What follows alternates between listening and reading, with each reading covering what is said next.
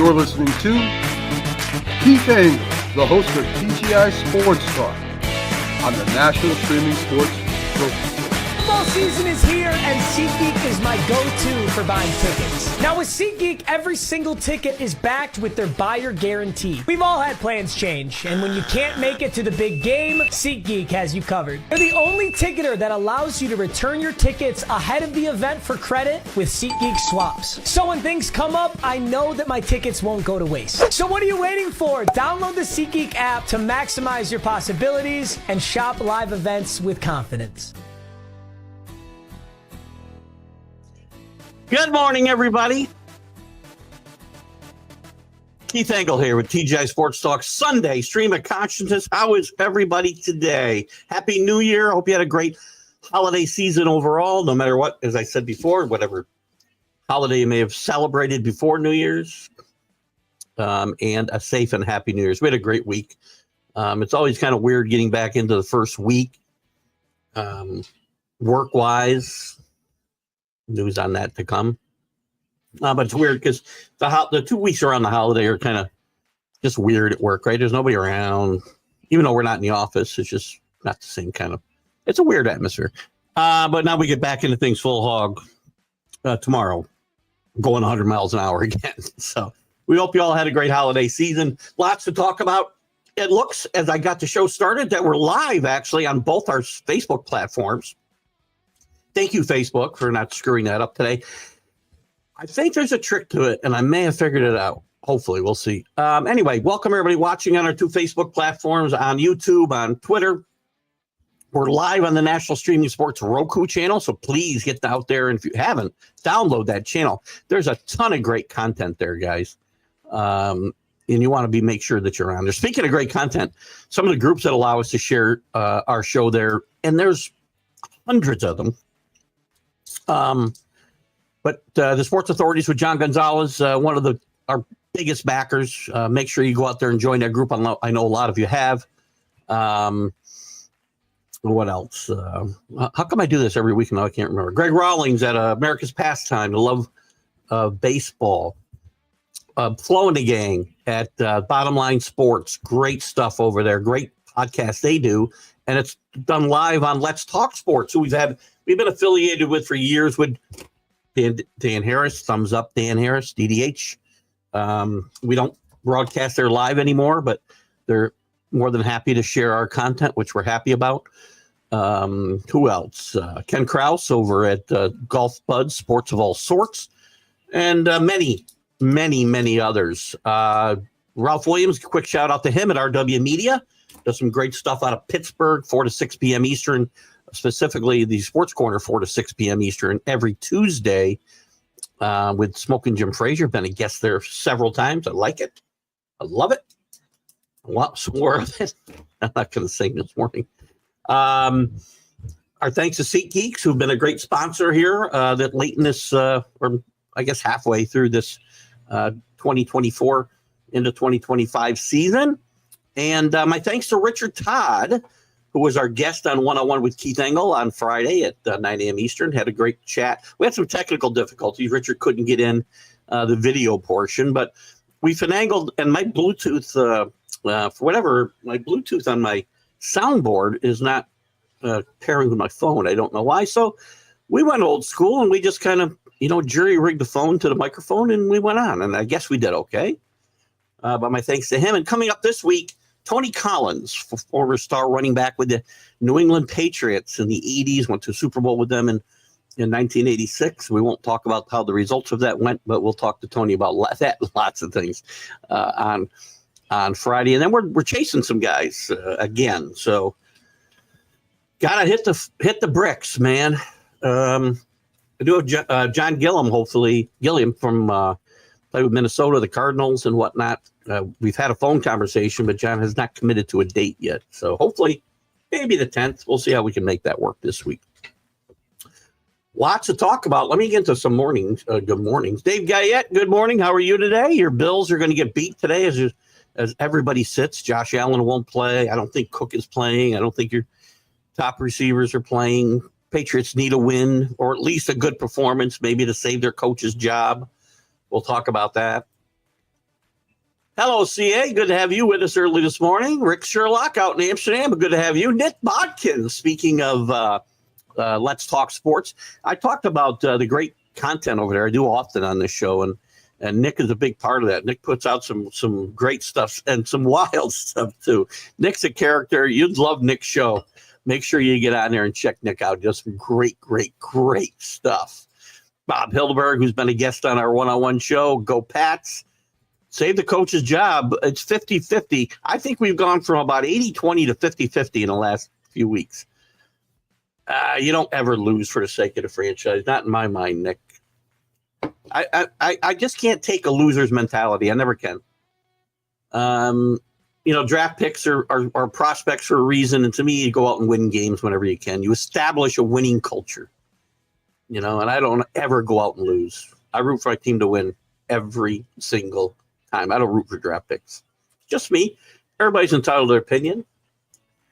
Bills will win. Well, good luck. They got nothing to play for.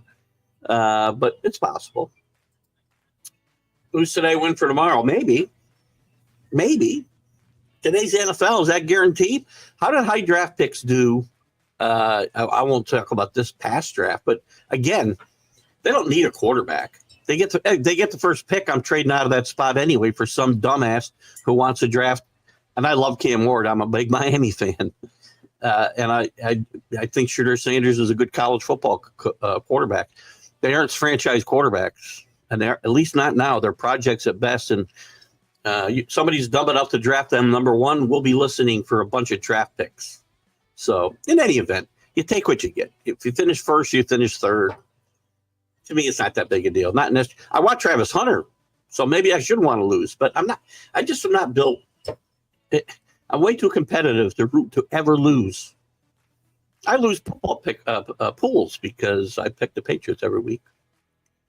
As a fan and a player, you want to win. Front office wants to lose. Agreed. Well, I don't disagree with that at all. Coaches want to win as well. Players want to win. Look, they don't want to go out there and look bad today. Jordan Mayo may lose his job if he were to lose today. So it's your show, guys. We'll continue these kind of great points, though, Nick.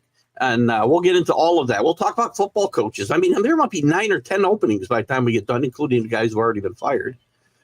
Dabo and Sheen, I mean, the talk is Sheen will stay and Dabo will go. They both got to go. And if you're going to fire one, the GM ought to get fired. He picked the coach and the players. But we'll talk about all the coaches. Maybe we can look at the Hall of Fame finalists. I know we had some debate on that last week, Eli Manning specifically. I don't know that I have a problem with any of these guys that are there. Playoff possibilities, still some games that mean something. Detroit, Minnesota for sure. Miami, Denver playing for a playoff spot. Keep the Bengals out. I think some others are for position. The Steelers, 4 losses in a row. A good way to go into the playoffs, guys. Talk about receding the playoffs. I don't like it. I don't want to recede based on records or possibly take the what do we take? 15 teams in a conference now? I think it's 7. But division play still needs to mean something or get rid of them. What else? I got a few other things on here. MLB, there's not a lot to talk about. Suzuki's still out there. Who's he going to go to? That'll be an offseason so far. Lenny Randall passes away. Our condolences to Lenny and his family. It's called Lenny's not here to get his condolences. Our condolences. I have such a bad sense of humor, man. Lenny Randall was a character. I talked to him a few times, tried to get him on the show, never quite worked out, but he was one of a kind. Interesting career. Rest in peace, Lenny, and our condolences to his friends and family. NBA, Knicks lost 2 straight after winning 9 in a row. Jimmy Butler. How about Jimmy Butler? I don't like Jimmy Butler saying, I just don't really see myself in Miami long term, and then they suspend him. Derrick Rose is going to have a night in Chicago, and then, of course, we've got the surprising Cavaliers and Thunder leading the way there. NHL. We got to get Jim Bering around to talk some NHL for sure soon. College basketball. Once again, Hubert Davis getting kicked around a little bit. We can talk about that stuff and the Rangers mess in the NHL. We can talk about all of that. And It's your show, guys, so we're going to go wherever you go. Where are we? Left off here. Nick, get the number one pick and trade back and get multiple firsts. I don't listen. If it happens, it happens. I'm just not rooting for it, right? And I will say this, Nick, as you said, and I did say, if they get the number one pick, I wouldn't keep it. Unless, I love Travis Hunter, but I think the possibility of getting really, get multiple firsts this year, maybe something next year. If I'm a team, I'm not making that kind of trade. There's nobody worth mortgaging your future to draft in this draft. I don't care who you root for in college. And I'm a Miami Hurricane fan. Cam Ward is a great college quarterback. Cam Ward has got a lot of work to do to be an NFL star and certainly contribute early in my mind. As a Pats fans, Mayo, if I have a choice, here's the thing. I think Mayo gets fired. It's only going to be from Mike Vrabel. And again, it's hard. You can't really interview a coach. Well, you got a coach. Well, you can. I hate it. I think it sucks. I think it sucks if you interview for a job where a coach is there. And these are two guys that know each other. I think Mayo's going forward. If I knew I was getting Mike Vrabel, I'd fire Gerard Mayo. I understand there's a learning curve. It's been steep for him. He's done it under tough circumstances. If this team doesn't play well today, if they play anywhere close to what they did last Saturday, that was ugly. And the team looked like, you got to play for your coach, man. And if I have my choice, I want Mike Vrabel. Sorry, Gerard. I was all in favor of his hiring. Right now, today, it looks like a mistake. CA says, Richard Todd, who was my guest last Friday on one-on-one with Keith Engle, led the last legit opportunity to make a Super Bowl for the Jets, I believe he means. Although I don't think the team without a +3 differential in that Super Bowl could have kept it close to that Redskins team. We talked about that, and Richard felt that they were the best team, and he felt they would have beat the Redskins. Redskins were a really good team. John Riggins was at his best then, if you remember. That would have been an interesting storyline, by the way, as he had left the Jets a few years before in a contract dispute. But they didn't get the chance, and, whether you think it was Don Shula playing games with the field that day and the muck and the mire, Richard Todd admitted he played a horrible football game, and they lost. And that may have been, they've had a couple chances since then. They did go to AFC Championship game with Vinny Testaverde against Denver, if you remember, and I think they were leading by a decent margin going to halftime of that game, and things fell apart. But it was one of that 2-year span there. 81 and 82 was, one of the best 2-year stretches the Jets have ever had. Richard Todd became a decent NFL quarterback. Decent to good NFL quarterback for those 2 or 3 years. He wasn't early. He wasn't ready. And we had a great conversation. He was very candid about his situation. No, players never want to lose. But the teams themselves, Nick brought it up earlier, the front offices, I'm sure they care about losing. And they can influence whether you win or lose by who plays the game. I think what it tells you about the Patriots, Drake May's playing today. If the Patriots were tanking this game, Drake May would not be playing. So I think that tells you. Yes, unfortunately, the organizations want to lose in every sport. And I had a solution for this. I'm trying to remember what it was. Yeah, I remember. So the first picks go to the teams that just miss out on the playoffs by the least amount. Teams that are still trying to win. So the first whatever, I don't know what it is. I did this a while back. I think I was talking about Major League Baseball as much as anywhere else. But it happens in the NBA. It happens everywhere. NFL. So don't give the worst team the first pick. Don't play to be worst.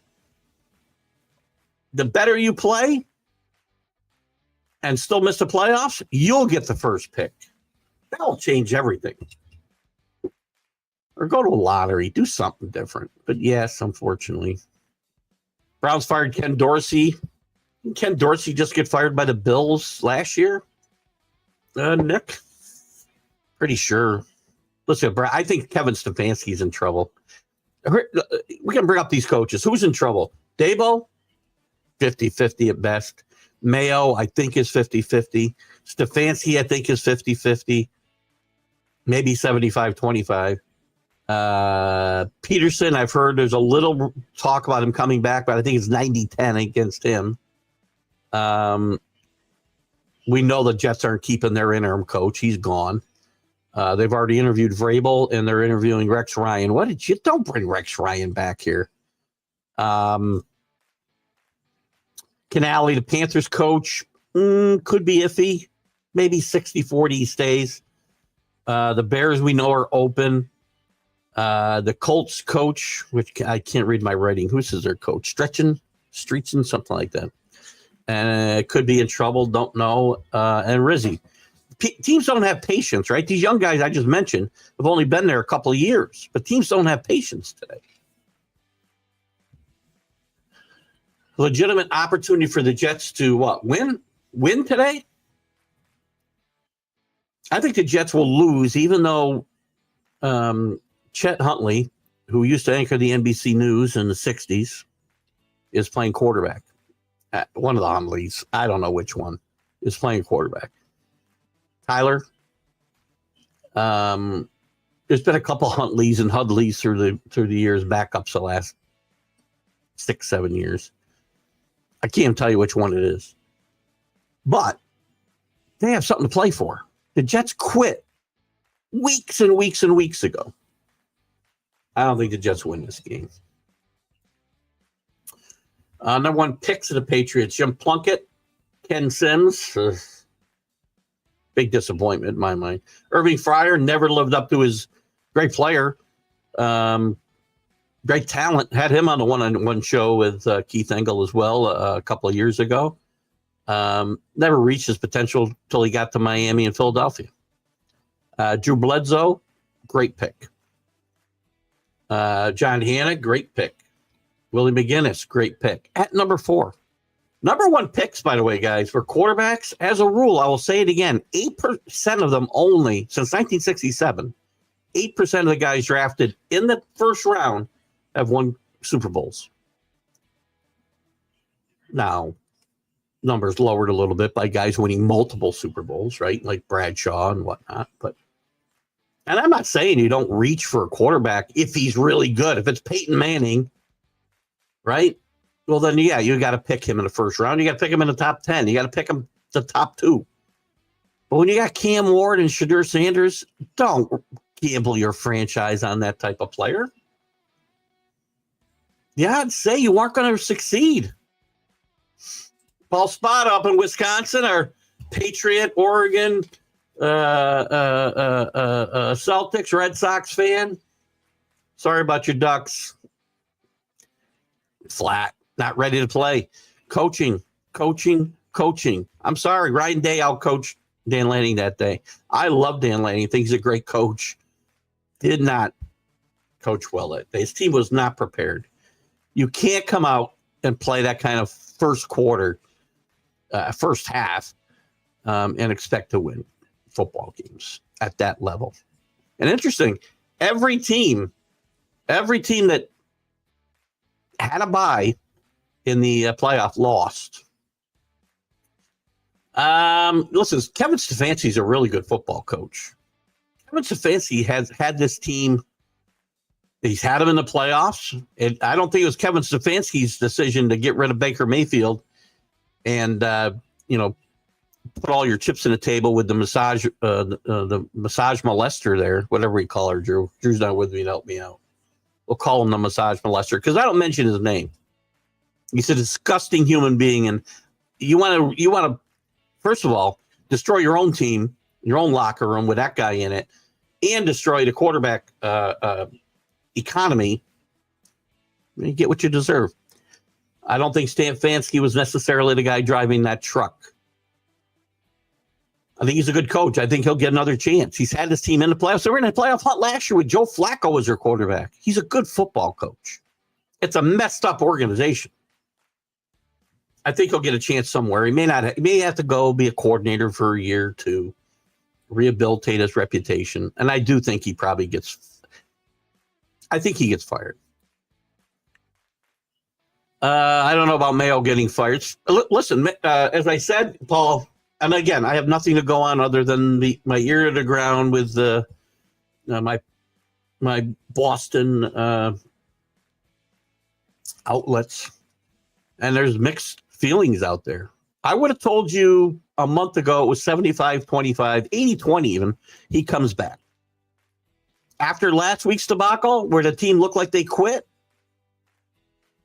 50-50. I think if they play well today, he probably keeps his job. If they throw up a stinker, he may lose it. I will say this, though. May lose it. I don't think he loses his job unless Mike Vrabel sends some signals that he wants the job. But I don't know that. And Mark Kraft's a fairly loyal guy. By the way, I'm going to try to get Upton Bell on the show. Upton Bell's 89 or 90 years old now. He was a broadcaster in Boston for a long time. Had sports shows, roundtable shows like the Sports Reporters. I don't know what they called them. Sports Beat was one of them with Bob Lobel and a bunch. When I was younger, when we first got cable, SBK and Boston is one of the channels that you would get. And we'd watch those roundtable shows before the Sports Reporters were even on ESPN. There was a show out of Chicago and Sports Reporters did the same thing. But Upton Bell was also the son of Burt Bell, the first commissioner in the NFL. He was the Patriots general manager. Bob Hittelberg mentioned his name to me, and I looked at it. I didn't know that Upton was that old. But I watched some video of him just last night. I was watching, he was on with Bob Lobel and somebody else on a show they do, a podcast they do, and he was so sharp and still so funny. He's a funny guy. And if we get him on, you'll see that. But I think he'd be very interesting. I think we're going to try to contact him this week. I can remember whatever. I mean, again, whatever.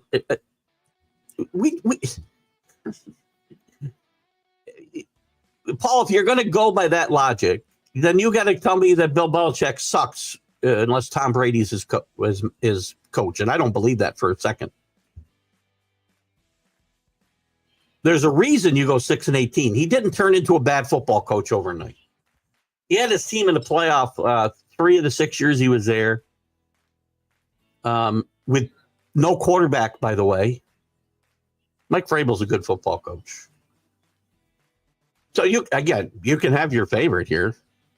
But if I've watched every single play of every single Patriot game, as you likely have, Paul, and Gerard Mayo does not carry himself as I want my leader to carry himself on the field.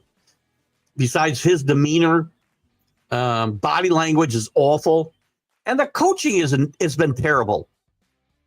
They must lead the league in penalties. They must lead the league in third down offensive penalties that call back first downs. They can't get off the field on defense on third down. Head coach, the buck stops here. I was a big Gerard Mayo backer. I also think Mike Vrabel is a great football coach.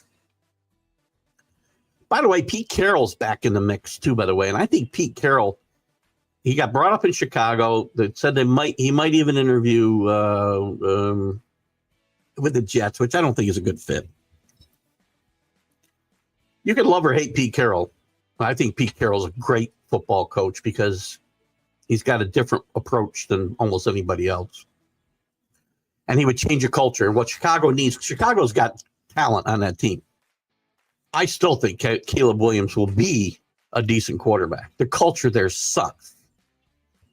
There's no better guy to come in and turn around the culture than Pete Carroll. You can love him or hate him. I don't care. And I will remind you, Bob Kraft, who's got 6 Super Bowl rings with Bill Belichick, said his biggest regret in football was firing Pete Carroll. Great point about Lamar Jackson. He may have won this MVP. I know, and there was some chatter. I know he's getting bashed a bit in my group, but he's gonna. I've been hard on Lamar Jackson. Lamar Jackson has had a season for the ages. How many quarterbacks have thrown for nobody's ever thrown for 4,000 and run for 900? And Kenny, I don't know if you're here yet, but I know Kenny put up so in the chat. Well, you can't just eliminate that. He's a great quarterback. He doesn't win. To get to the next level, to be on the level of a Brady and a Mahomes and a Montana and several others, you've got to win Super Bowls, multiple Super Bowls. Just get to a Super Bowl, Lamar. He's a great regular season quarterback. I still think Josh Allen is the MVP, quite frankly. His numbers are MVP worthy, though. Yes, and Lamar needs to prove something in the playoffs to move to the next level. Don't bash Lamar Jackson as a quarterback in general, because if you do that, you also have to put him. You got to put Marino in the same bucket. Who else? Fran Tarkenton. At least he got the 4 Super Bowls. You're going to put all those guys in, and you suck because you didn't win. And you know me, I put a lot of stock in winning when it comes to quarterbacks. But there are a lot of great quarterbacks who didn't win. Just meant they didn't lead their teams to Super Bowls. There could be a lot of circumstances why. Lamar's been a big problem. His play has been a big problem in the playoffs. He's got to step it up on the next level. Go to a sports psychologist, do whatever you got to do. But I'm not going to discredit the guy. 40, maybe 41 or 42 touchdowns this year. I know it's at least 40. And 4 interceptions. Not many guys have ever done that.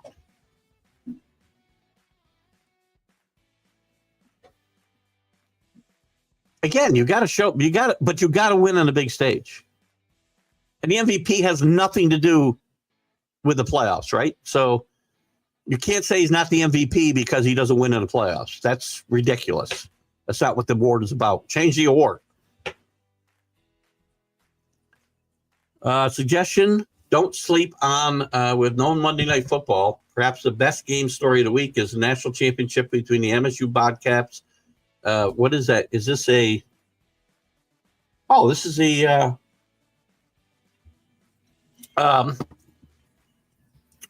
FBS, right? Championship. Always good football. Great point, CA. Tune in for that game. You'll see that not all the great college football is being played at the one level, FBS 1 level. Richard's team was the last legit opportunity for the Jets. I don't necessarily. Listen. It was a legitimate opportunity. They've had opportunities since. They went to a AFC championship game with that fat bastard as a coach. And if you don't know who that is, ask me and I'll tell you. And Vinny Testaverde is a quarterback. They were in control of that game and fell apart in the second half. So that team had at least as good a chance as that team in '82 for the Jets. But those are probably the best 2 chances, CA. So I'm not saying your comment's necessarily 100% wrong, other than the fact that there were other teams that reached the AFC championship game. 1. Actually, 2. Rex Ryan took them to an AFC championship game as well. That was not a good football team. But the team Vinny took was a good football team. The team Richard took was a good football team. You got to come prepared to play, man. You can't throw your helmet out on the field and expect to win. This team was not ready to play football. And that's on the coaches. Sorry. I think Dan Lanning's a great coach. Upton Bell, would that be fun? I don't know whether you've seen any. Well, if you watched him back in the day, I know you're from Boston, Paul, so you probably grew up with Upton Bell on TV. I barely remember that Upton Bell was the GM of the Patriots. I knew it, and I'd kind of forgotten. And Bob Hildberg reminded me when I had him on the show. And I'm going to try to find a way to reach out to Upton this week. And, no disrespect to 90-year-old guys. I wanted to check out how he carried himself. And I found an interview from just a couple of months ago, as I said, with Bob Lobel, who you probably remember as well. Who I might get Bob on the show, too. Not that I want to make a Boston spin out of my one-on-one interview show, but Bob Lobel's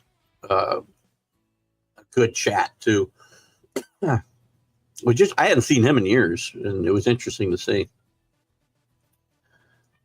Me too, Keith. SBK. I can't do it. I don't know, Paul. I don't know which one they were talking about there. You can help me out.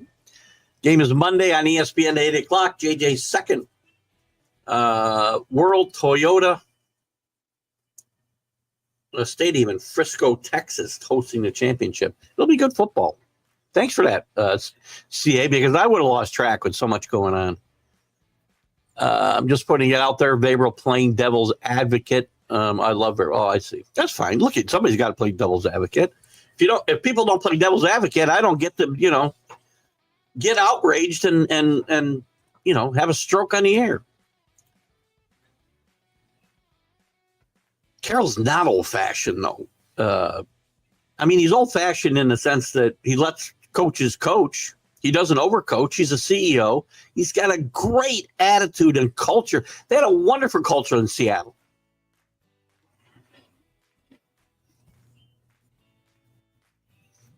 He's 73 years old, but he's a guy who acts like he's 53.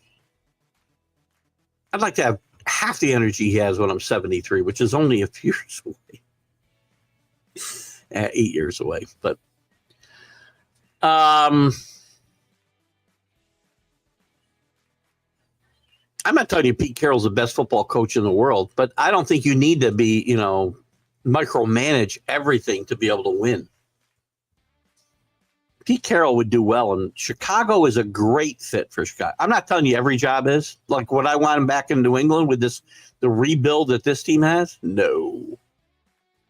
No way. Don't worry about it. Some days we can figure it out, Paul. There's our boy from across the pond over in the UK, Michael Gott. Good morning. Happy New Year to you. Happy New Year to everybody, as I said earlier. After this season, does the defensive coordinator at Detroit, Aaron Glenn, deserve a head coaching job? A lot of talk about Aaron Glenn and his leadership capabilities. Based off of just the job he's done as a defensive coordinator, I can't say yes. Michael, his name has come up for the last 2-3 cycles anyway. He'll get interviews. Unfortunately, he'll get interviews. Some of those interviews strictly because of the Rooney Rule, which I'm sorry. You can't put a rule in like that and think it's going to really have any effect. Black head coaches are going to get jobs if teams want to hire them and they're qualified. They'll get the jobs. Gerard Mayo didn't get. No, what head coach has actually gotten? Is there a black head coach that we can think of that got the job because of the Rooney Rule? Did Mike Tomlin get his job because of the Rooney Rule? The Patriots knew their head coach. Technically, they broke the Rooney Rule because you got to interview multiple candidates, minority candidates, either minority or women, which I guess maybe they count them in the minority. I don't know. And that's for GM jobs. I don't think for head coaching jobs, for the women.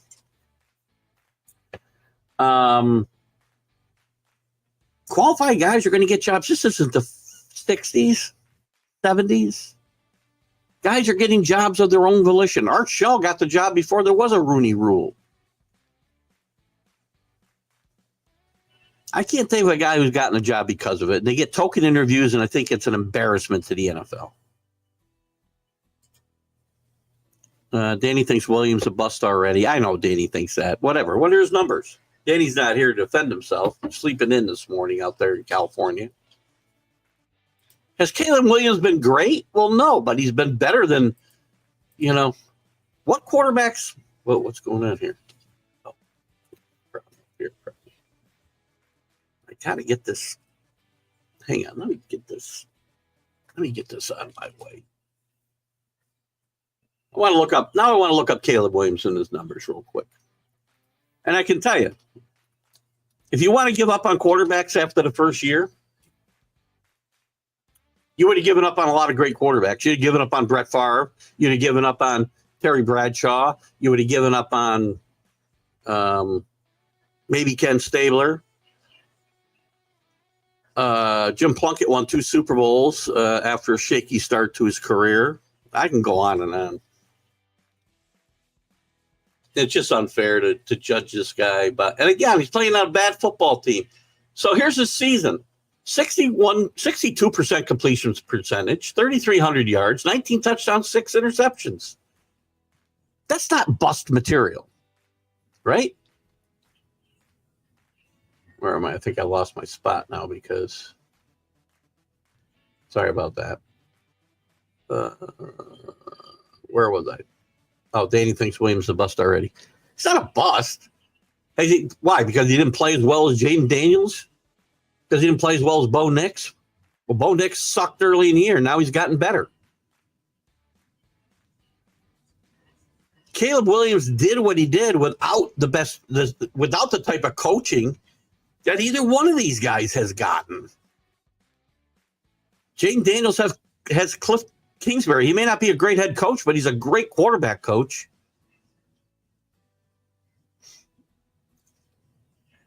He didn't have Sean Payton as his head coach like Bo Nix does. Don't write guys off after 1 year. This is not a bad year. This year compared to Bradshaw's first year, it's Hall of Fame worthy. I'm trying to think of some other guys that won Super Bowls that, had bad first years. People like to bury people. I don't know why. No disrespect to Danny if I'm coming up on you saying good morning. No disrespect for anybody. But for whatever reason, we want to bury guys. I do it too. Listen, I'm guilty of it. I'm very stubborn, man. Somebody turns me the wrong way, I get pissed. And again, it's not all about the numbers. You got to be able to lead men, and Caleb Williams probably needs some help in that direction. But you look at Chicago's worst moments this year, they weren't because of Caleb Williams, because of the coaches. Burrow for the MVP. Joe Burrow's maybe had his best year on a bad team. They're 9-8, still got a chance to make the playoffs. I love Joe Burrow. He's not the MVP. Winning needs to mean something. Josh Allen's been better or as good as Burrow without the same amount of talent around him. He's got Cook. He's got a plethora of decent wide receivers, no superstar. There's no Jamar Chase. There's no Higgins. This award's either going to Jackson or going to Allen. And I thought it was wrapped up a long time ago. Burrow will finish, a good third. And that, whatever. I mean, who cares about these awards anyway, right? Marino's one who didn't win. I don't think that's about my... Marino wasn't... we're not talking about bust here now, right? I don't think. The bust conversation. Marino never had a bad year to get started. He had a very good rookie season. I went to a Super Bowl very early in his career. But Marino, again, was a great quarterback who didn't win a Super Bowl. Doesn't mean he's not. I think that's what we're talking about here, right? I think this is the Lamar Jackson comparison. Great regular season quarterback, never won a Super Bowl. I'm sure when he got there against the 49ers in his first or second year, he thought he'd be there every year, every other year. I'm going to get here 8 times.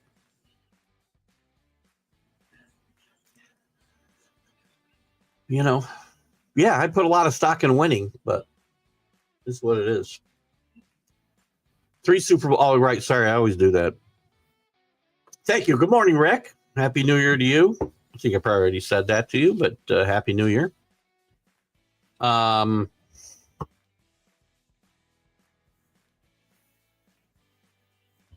fact that Minnesota got to a Super Bowl with Joe Kapp, I think, is a testament to how great a coach Bud Grant is, by the way. You did watch Upton Bell. He'll be my oldest guest. Keith billionaire Zig Wilf, owner of the Vikings, okaying buying 2K tickets for today's game at Ford Field. Should be reviewed quickly and mentioned. Great story. I'm not sure what context we want to talk about it, though. Let me see if there's something I can find. Is there something nefarious about this, or what's wrong with it? The tickets are available to buy. 2,000. It says 1,900 here. I won't argue that part. Found an effective but expensive way this week to increase their in-stadium presence. They bought the team. What are they going to do? Give them away? They bought them for $1,000 per ticket, or just under $2 million total. The Vikings then offered them to team-based stakeholders. I guess that means season ticket holders, at a range from $200 to $300 per ticket. In a statement, given the uniqueness of this game, we want to, I think that's fine. Do you think, again, so is our question that teams shouldn't sell tickets to the team they're opposing? There's no rule against it. Should the team turn its back on $2 million if they weren't going to sell those tickets to their own people? Why there would be 2,000 tickets available for this game at any with any circumstance is amazing to me. So it is an interesting story. I'm glad you brought it up because I had forgotten about that. Where'd my coffee go? I'm gonna run out of coffee. Do you think I can get my wife to bring me a coffee? Let me see what I can do. Bear with me. How many wives would do this for you? Would you guys, if you were doing a podcast right now, would your wife bring you down a cup of coffee? I know Kenny's would. Let me find her. Any chance? Is it exciting to watch me send a text on air? Any chance you might bring me coffee? My love. I love her to death. She's the best thing ever happened to me. Let me tell you. Good God. Where was I? So, great point, CA, and we continue this conversation. Rick is a Vikings fan. Jeremy. I hope Jeremy pops in. I'd like to get his opinion. Again, are we saying that they shouldn't sell tickets to the opposing team? NFC Championship game, I think they would have to give so many teams, so many games or tickets available. I do believe there's X amount of tickets available for the traveling team anyway. So there are always tickets available, both at a college and pro level, unless I'm totally misremembering this, which is possible. I think I hear her moving. I think they get some tickets anyway. And is 2,000 going to matter? It's a big stadium, isn't it? I don't know what it holds. Oh, anyway, talk about Bob Lubell was a legend, right? And he does a podcast. I'll send you the link if you want. He does a podcast every week, I think. Paul, you might enjoy it. Just Google Bob Lubell podcast or just look for him in video, and you can go and I liked it so I can follow it when I get a chance. Upton was really funny about because he wears toupees and he's very it's very obvious. He was wearing them in the 70s, Paul, right? Bob Newmeyer, I think he was part of that Sports Beat show. NFL is geared towards the younger generation, not the Billy B's or the Carrolls. Maybe. How's that working out? Who's won the last 2 Super Bowls, Paul? I'm just saying. Andy Reid is not a youngster. He's won 3 of the last 4 Super Bowls. I'm not buying that argument. I'm just not. It has to be the right spot, right? And I don't think New England, for instance, is a great spot for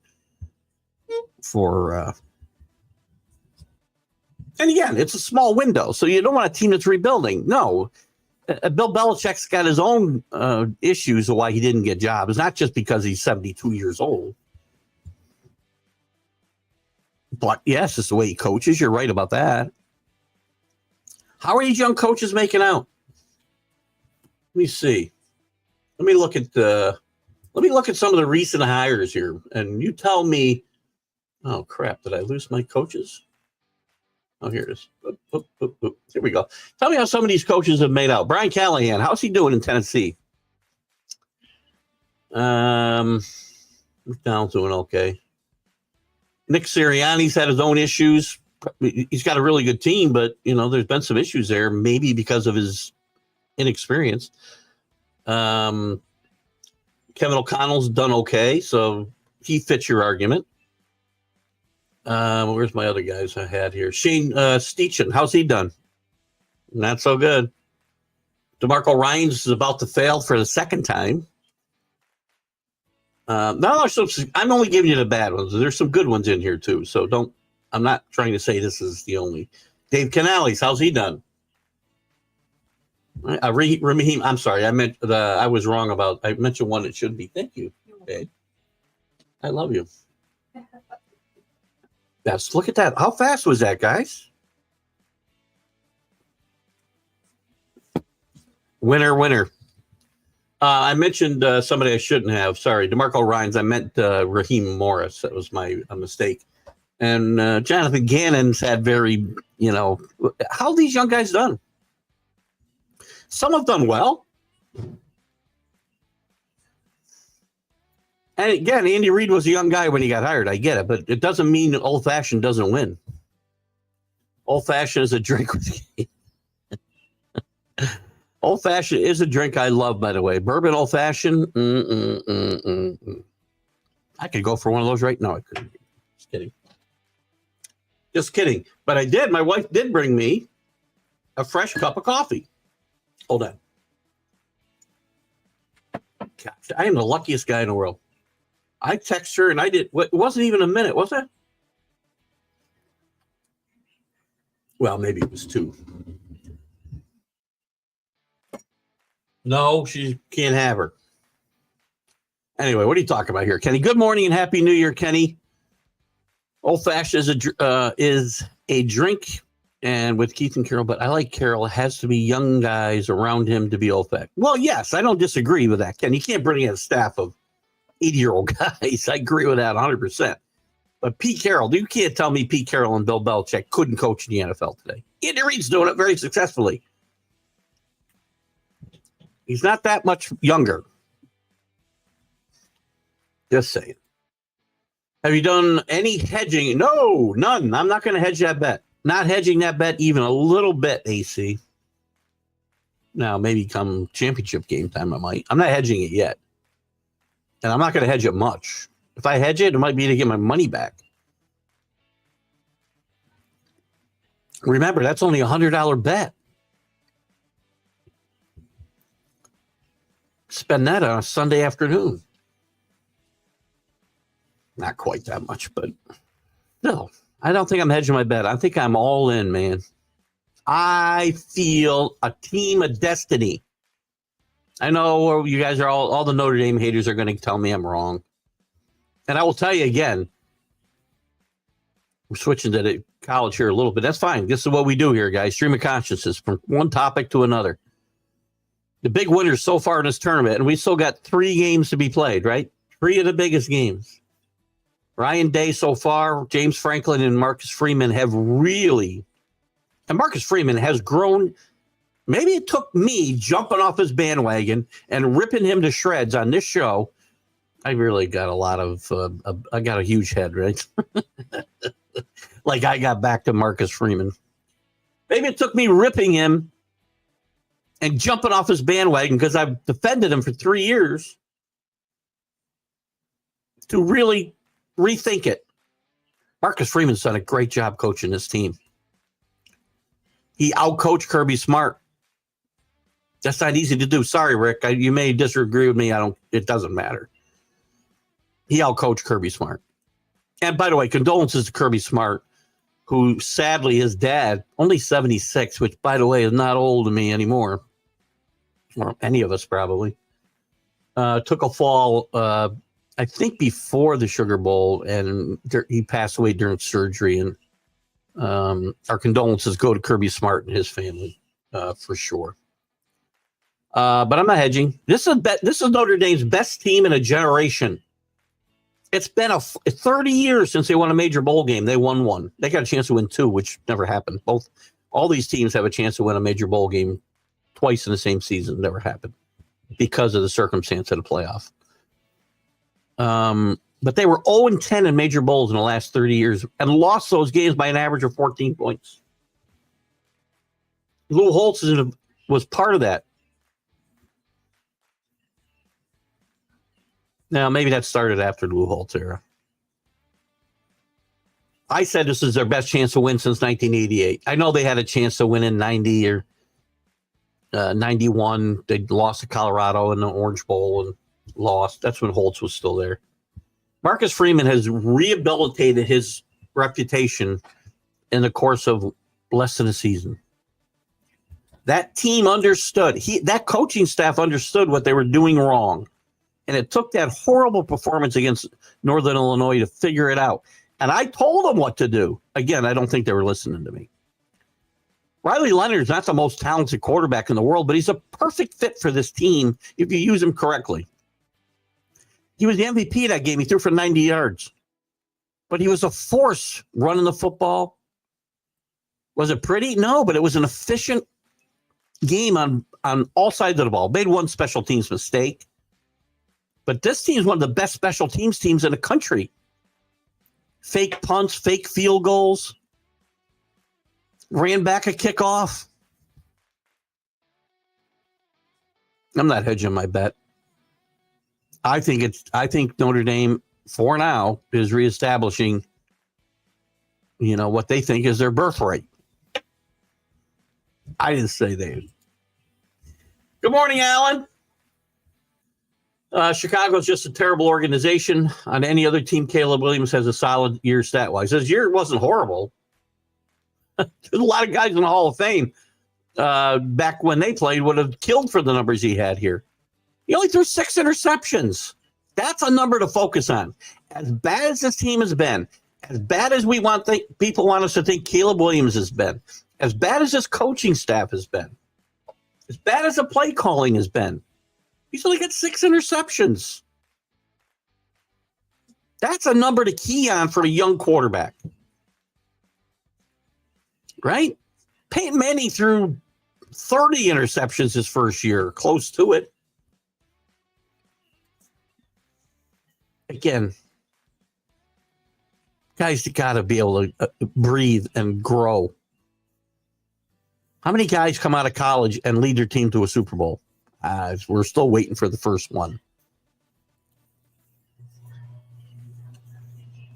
Michael, I think there's some supporting cast there. There's some good players. Roma Dunez is going to be a great wide receiver. Keenan Allen's probably seen better days, but there's some good talent. They need a running back, maybe a little bit better offensive line, like most every team in the NFL. There's some talent on the other side of the football. They haven't had leadership on the sideline. And you're right, Alan. The organization from top to bottom sucks. It's probably time for the Hallis family to sell this team. And when you look at the owner's name, I know her name isn't Hallis anymore, but that's who she is. George Hallis's daughter. Teams usually suck from the top down. If you look at the teams that are perennial losers, it's because of everything above, certainly above the field level, if not GM, even above the GM. It starts at ownership, team presidents. They need a culture change. At least on the field. And don't tell me that Pete, you can say whatever you want about Pete Carroll. Don't tell me you wouldn't change the culture in that locker room. Maybe not in the organization, but in that locker room, he would change the culture. I guarantee you. Like a snake, a head will follow. Like a snake, a head will head for the tail to follow. I like that analogy, Michael. I'm going to learn some UK analogies today. I don't even know if I'm going to make picks today, by the way, because the games don't matter. I'll tell you who I'm betting. And we'll make our picks. We got to go see who's still alive in that. They say Daniels is having a great season. His numbers aren't much better than Williams. I agree. He's having a great season, Kenny, because they're winning and they're in the playoffs. And winning matters. I say that, right? Winning's very important to me, and maybe I do put too much stock in that sometimes. Kenny, you may have brought that up the other day. And if you did, I think you contradicted yourself a little yesterday in the Lamar Jackson conversation. But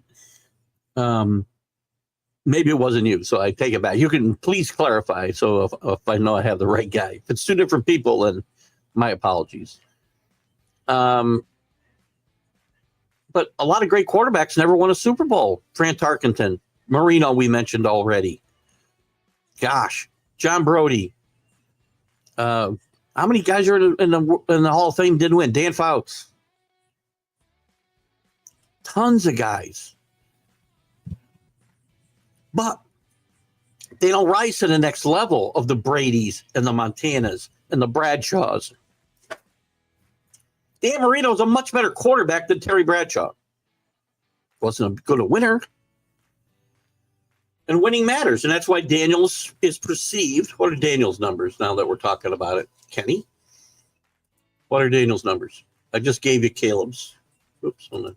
Can't find my mouse. There it is. So he's 339. I'm guaranteeing he's throwing for more yards. And I'm not looking at the rushing yards that much. Let's look at Daniels quick. I don't want to fall too behind here on my comments. Of course, maybe it's better when I fall behind. We don't run out. Jaden Daniels. He's a Pro Bowler. Here's his career. So 69%, which Caleb Williams was at 61. So that's better, 10% better. Only thrown for 200 more yards. He's thrown for 6 more touchdowns and 3 more interceptions. Kenny's right. He's not a better football team, or better coach football team at least. I'm not even sure that the Redskins have more talent than the Bears, quite frankly. Coaching matters in this league. Troy Aikman, great one. I think Burrow played better, though. I don't remember what Burrow's numbers were his rookie year, though, but they were certainly better than Aikman. Not only were they 1-15, Alan, his numbers were atrocious. That's a great one. Coming from a Cowboy fan. Pointing out how horrible his team was before they actually got good. Allen wasn't even born then. I did challenge Allen to learn more about the history of his team in the league. And I think he's done that, by the way. Because I have a problem, again, not with Allen, but in general, too many young people watch sports today. They think the league started when they started watching football. You know how many young Patriot fans I know who think this is the worst thing that's ever happened these last 4 years? You should have lived the 40 years I led before 30 as a fan, I guess, when I could remember 10 years old on, I guess. To me, it's hard to talk about before 10 years old. I don't remember shit. Excuse me, before 10 years old. So 30 years of suffering, except for a handful of seasons. Let it go. But this isn't acceptable. Don't get me wrong. Is Sean Payton coach of the year? He's going to turn Denver into the Saints. And is he? Well, I don't know that. This team is a little bit different than the Saints were. AC. We'll have to look at the playoff scenarios. We don't need to, though. We all know what they are, right? Let me look at the other coaching jobs. Dan Campbell cannot be eliminated. Personally, here's what I'd give it to Dan Campbell. The top 3 guys, Dan Campbell, Kevin O'Connell, and Sean Payton. All right? And just because you're an established coach and have a team that wins often. John Harbaugh should get some consideration. I don't think he'll win. Andy Reid's 15-1. That's all. He won't get any consideration, and everybody writes him off every single year. We write off Andy Reid and the Chiefs, and they're only 15-1. Jim Harbaugh should get some consideration, right? No, everybody hates him. Sirianni, who I don't like, probably ought to get some consideration. Dan Quinn, just don't get ahead 28-3 in the playoffs. Dan, give me a thumbs up if you recognize that joke. LaFleur,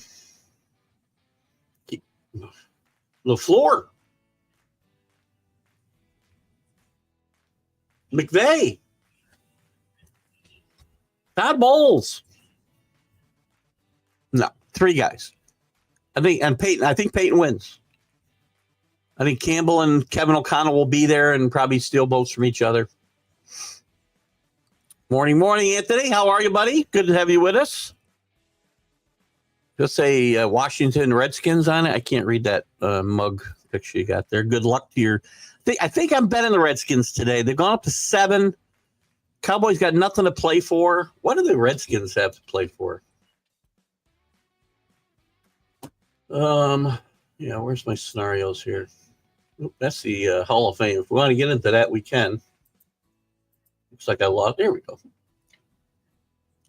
Washington can improve to. What can they do? I thought they could improve their chances. Maybe they can't. You know what? Maybe I'm not betting Washington today. I thought they were playing for something. Well, I guess this is because they're in. So they got a 7. I guess they could drop. Oh, they could drop to 7. So they could stay at 6 and avoid the number 1 seed. Is that really going to matter whether you play? Well, you'll play Minnesota or you'll play Philadelphia. Does it really matter? I thought they were playing for a little bit more today. I don't know why. I think I'm betting them anyway. I'm betting Detroit. I know Rick will be very happy to hear I'm betting Detroit tonight. And by the way, we're on a bit of a roll in the cigar box. Been a winner to 5 of the last 6 weeks. I've cut my deficit down. 4-0 so far this week. Still got a shot to get even for the year's over. First coach fired is Browns OC, which we talked about, but the head coach still has a job. Crazy. Listen, Kevin Stefanski's we talked about this earlier, Anthony. I think Stefanski's a real coach, and he's caught up in a bad organization. Alan talked about Chicago. Cleveland's another one. Kevin Stefanski will be a coach in this league again. He's a really good football coach. He had his team in the playoff hunt or in the playoffs last year with Joe Flacco as his coach or his quarterback.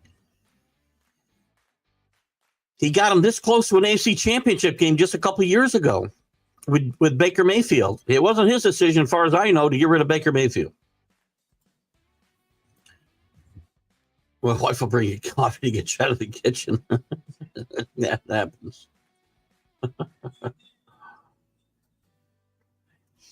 We're watching this great show called Shrinking. If you haven't seen it, it's on Apple TV. It stars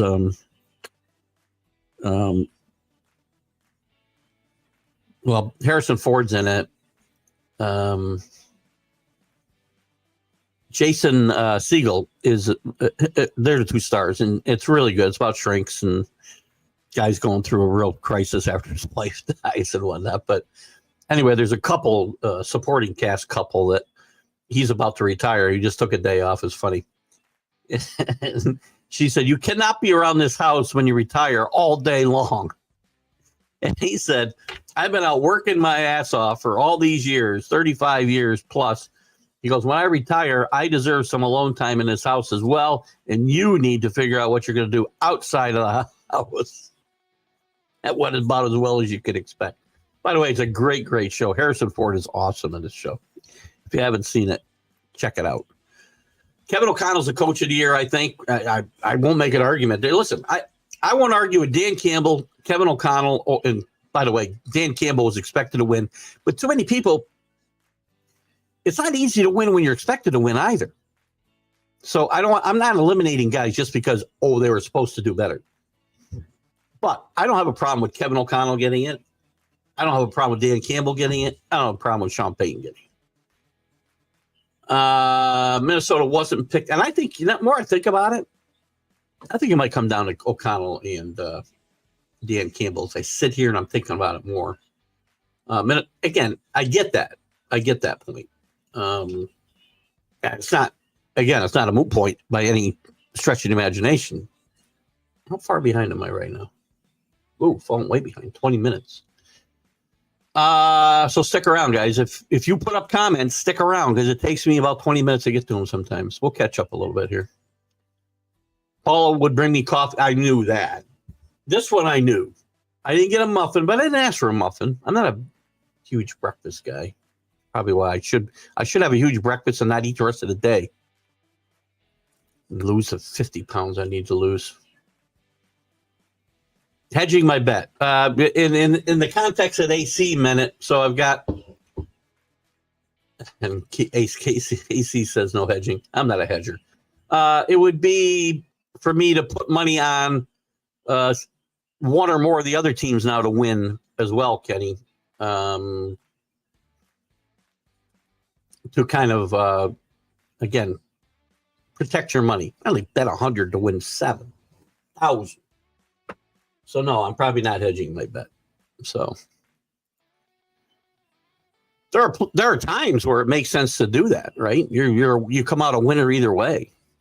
I mean, I could bet we get to that, but again, the money line's not going to be 2,500 plus 2,500 on anybody now. The tickets are overwhelmingly in the sections behind the Vikings bench. Many season ticket holders of the Lions sold out for 1K to even 1K front row seats. Ziggy 1.8. I did see that. $2 million, I think it was, and sold to the Vikings. Oh, so that's what it was. So, well, you know what? I see what you're saying now. So the season ticket holders, you're right. So the tickets weren't available. It was season ticket holders. How do you find 1,000 season ticket holders in one section, or overwhelmingly in one section? They're willing to sell their seats. Those seats weren't $100, right? They didn't make a $900 gain here. Those seats are probably 800 or more to start. They might be more than 1,000 to start with. I don't know why I'd be selling my seat in that case. See, I got a problem if I'm a fan, you're selling a ticket. That's stupid. I fell behind, but now I'm catching up quick. Season ticket holders for two. There's no way those guys pay $200 for seats behind the bench. I can't go to Gillette Stadium and get in the building for $200.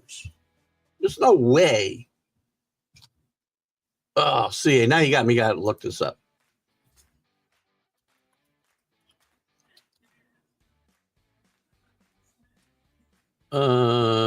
Detroit Lions season ticket per game. See what I can find. How much are Lions season tickets? Well, that's for 2025. Wow. Well, that's $100. That's not there, though. I don't think I'm going to find what I want.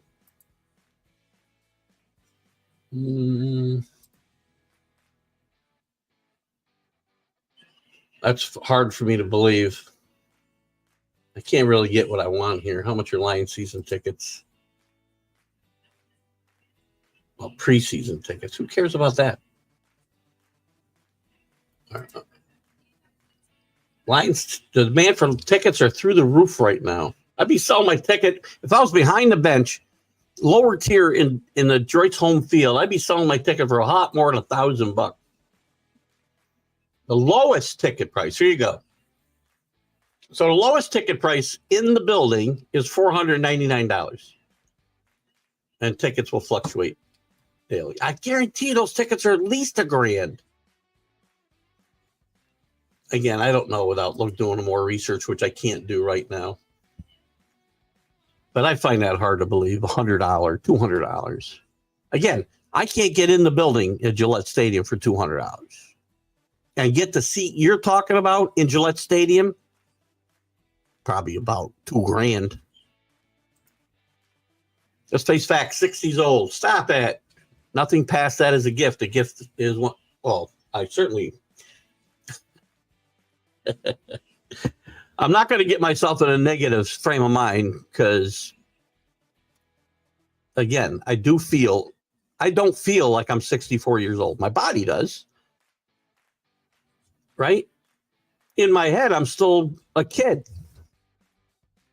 I do 12-year-old kid stuff half the time. I have fun with life. I don't take anything for granted. I know I go to bed tonight and not get up tomorrow. I know that. And I do enjoy my life. And I'm going to start enjoying it more. More to come. Let's face that, 60's old. It's older. I'll tell you this, Kenny. I was only when I say that, I say it as like relatively speaking. When I was 20, 60 felt ancient, ready to die. I don't feel that way at 64, 65. I say 65 now because I'm in my 65th year, even though I haven't reached my 65th birthday. But I agree about every day is a gift, man. Take nothing for granted. One of the reasons I'm making some of the decisions I'm making in my life is because this year, again, not to turn the show into a maudlin downer, I lost several friends this past year who are younger than me. Now, a couple of them weren't healthy. Diabetes, cancer, back problems, which led to, serious other issues with not being able to get up and move around. That's one thing, right? That's life. That happens. Yeah, well, this happens, I guess, is life too. But I lost another friend of mine who's 61 years old. I played golf a lot with. Kenny, you played with, I think, one of the Loopy's tournaments. You played with my good friend Scott, who passed away. He's 61. Great shape. Better shape than you, better shape than me, better shape than probably anybody here, no matter their age. And he just died one day. Healthy as a horse. Great guy. I had so much fun playing golf with him. And it really affected, and Cindy, his wife, if you're watching this, I know how hard this has been for you. And it's affected me in ways I didn't think it would. And it's led me to certainly pull the trigger on some things I didn't think I would. Marcus Freeman is a future head coach position in the NFL. He's ready. He's got a 5-year contract right now at Notre Dame. And I think if he wins a national championship at Notre Dame, he'll be at Notre Dame until he doesn't want to coach Notre Dame anymore. That's what I think, Michael. There was already some banter about him with Chicago, and that's when Notre Dame actually locked him up with a 5-year extension. And by the way, those extensions that he signed and Kenny Dillingham signed, well, those are as good as the paper that they're written on because you can buy out of anything. And he could be a future head coach. It doesn't work out, though. As a rule, most guys aren't successful moving from level to level. It doesn't work. As a rule, doesn't mean he wouldn't be able to do it. But if he were to be a guy who coached for 20 years at Notre Dame, he becomes one of the legendary coaches in college football history, potentially. He gets up there with Lou Holtz wasn't there as long as that. Ara Parseghian and Leahy and Rockney and none of them coached that number of years. I think Parseghian coached 10 years, might have been the most. Kenny might have better insight on that, and I can look it up, but I don't want to right now. But he's a great football coach. I'm glad he took my prodding to heart. Coaching matter and teams matters. for sure. I think you mean Darnold, right? It's not like he was on a bad team in San Francisco and a bad coach, though. He didn't get a chance to play much there. I agree. Playing the cesspool at the Jets has got to have an effect on everybody, including the quarterback. Situations matter, right? So, again, Ken, you're absolutely right. Coaching matters. Schemes matter. Culture matters. I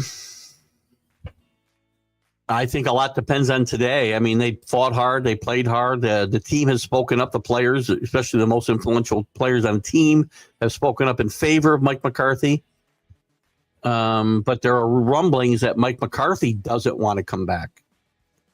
There's a lot of rumblings about Mike McCarthy and the Chicago job, which, again, hopefully if they're talking to him, it's tampering. But on the 14th, he's a lame duck coach. On the 14th, he would be a free agent. He could talk to anybody he wants. And he may just say to Jerry, listen, I'll talk to you, but I'm going to hear from other teams as well. With the things that have gone on for Mike McCarthy in Dallas and the way he's been treated, the guy has a Super Bowl win. I know we like to bash Fred Flintstone here, right, Rick? Before this year, the guy won 36 games in 3 years. The problem in Dallas has not been coaching. That's the ownership issue as well. And not putting the right group of players. I think he's done a great job. He did a better job than the Clapper ever did there. And I think Mike McCarthy, with the way, he's been rumored to get fired for 3 years now. He may just say, you know what, Jerry, I'll talk to you, but I'm also going to talk to the Bears or I'm going to talk to whomever. Here's the thing you don't think about. Mike McCarthy's got leverage. There are teams that want Mike McCarthy. I think he'd be better off getting out of Dallas. The seats were right behind the Minnesota bench. There are tickets ready. Already available for the visiting team. That's possible. Again, they have X amount of teams. CA's not wrong. They bought 2,000 tickets. I don't know where those 2,000 tickets are. Extra tickets than what they're allocated, right? So, again, I don't know where those tickets are. It sounds to me like the tickets we're talking about might already be allocated to the visiting team, as Kenny's saying, and I alluded to before. I don't know. CA could be right. Kenny could be right. I don't really know. I'll tell you one thing. If you get season tickets anywhere near that area, they're not going to be $200 out. My anxiety went down about tonight's game when you picked the line. Yeah, I know. You're welcome.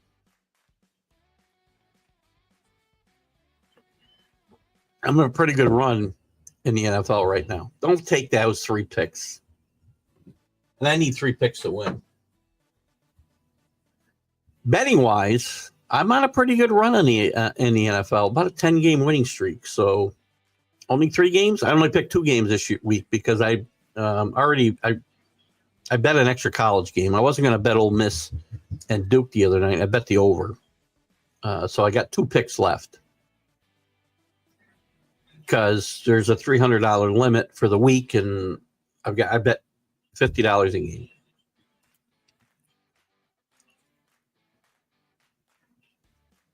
But you should. I'm glad I said on the show, you're welcome. I think I said it on their show, and I think I said it on my show.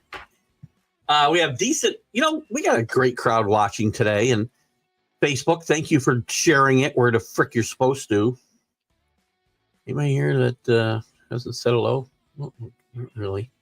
Can't see people, but sometimes I can see if they like. If they put a like or a whatever up, I can see it. Perfect. Most of those viewers on TGI Sports Talk too. Damn it, keep my freaking feed right. Michael, we have 3 decent NFL games over here on Sky Sports NFL today. Saints and Bucks. Well, they're all games that mean something for sure. I don't know who we're getting at 1 o'clock here. I'm not going out. The Creekside's closed for a couple of weeks, so I grounded myself. I'll watch the game with my wife, my beautiful wife, and hopefully it's on at 1 o'clock. If not, we will just mirror it from my phone or my iPad to the TV and watch it there.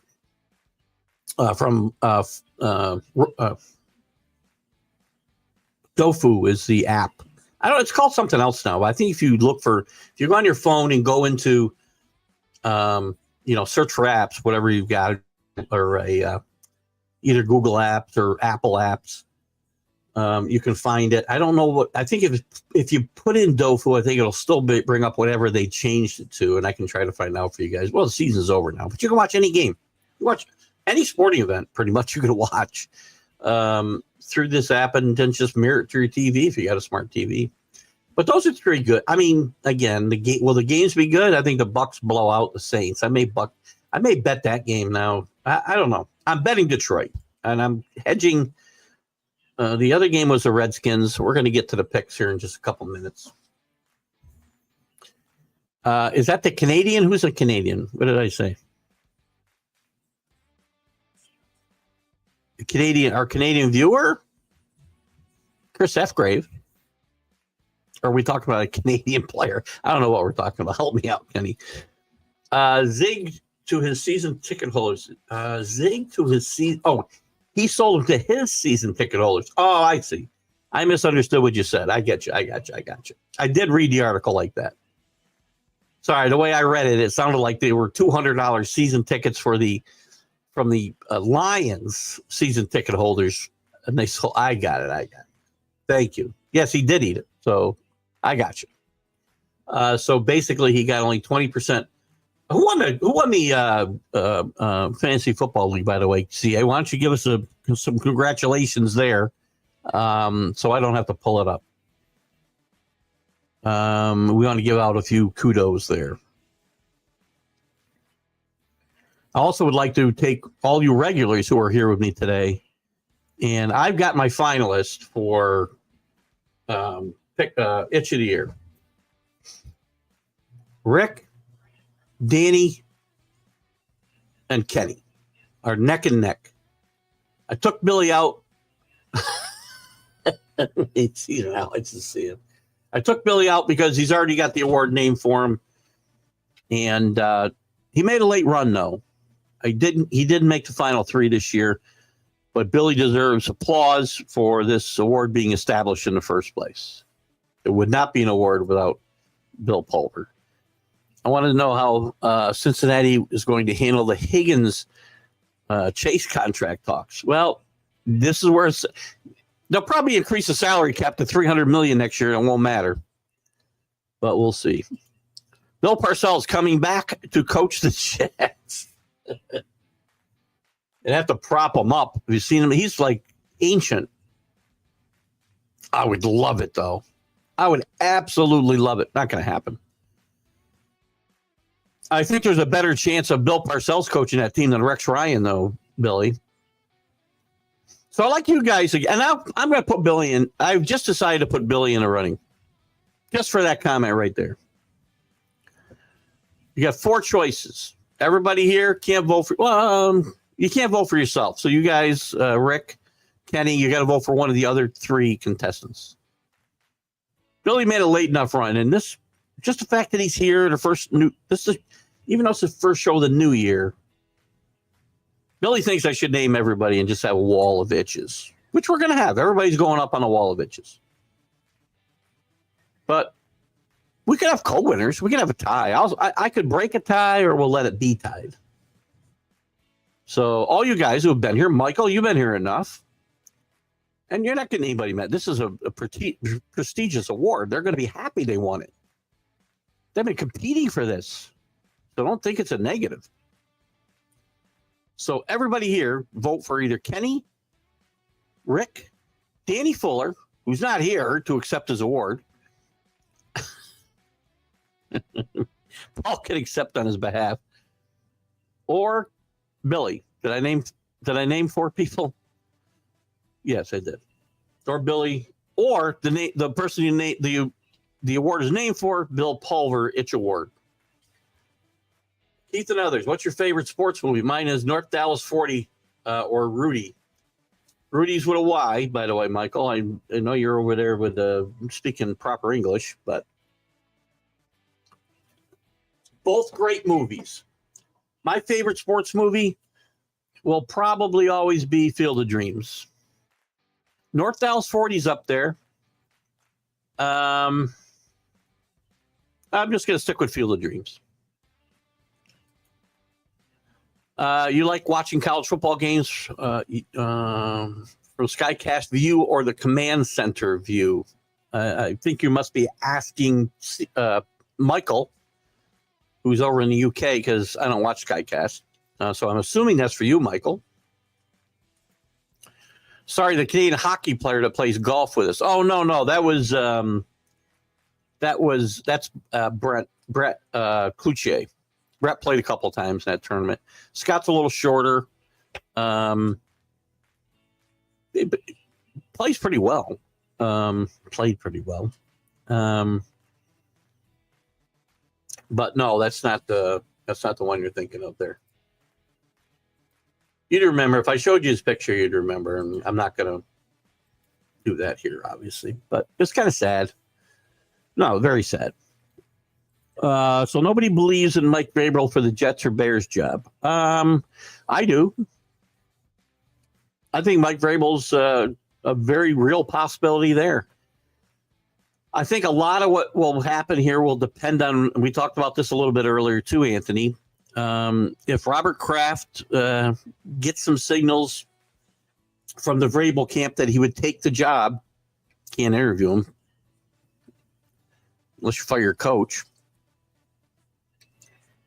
I think he will fire Gerard Mayo if Mike Vrabel says he wants the job. But they'd have to get some strong signals because I don't think he'll replace Mayo for anybody other than Vrabel. Kenny heard the Yankees are going to petition the league and they're going to get judged to get 2 chances to catch a fly ball. Kenny's making a light run. I know where my vote is, but I'll only cast a tie-breaking vote. Not to piss anybody off. Kenny, that might seal your... If I was voting, and if nobody makes a pick, then I'm going to have to make a pick. And that comment there may just have earned you the award. Rick made a late run the other day, too. Can't remember what he said, something in the group chat, I think. Anybody who wants to get in that group chat, just send me a message. It can be overwhelming at times. But it's fun. A judge drops one fly ball in center field, and now he sucks. Well, I will tell you this.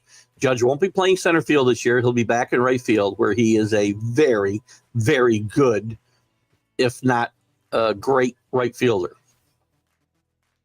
He's an average at best center fielder. And you won't need 2 chances to catch a fly ball. Although the way Rob Manfred wants to change the rules, he may be all for this. Do-overs. You get 1 do-over a game. Raise your hand, throw a flag, whatever. We want a do-over.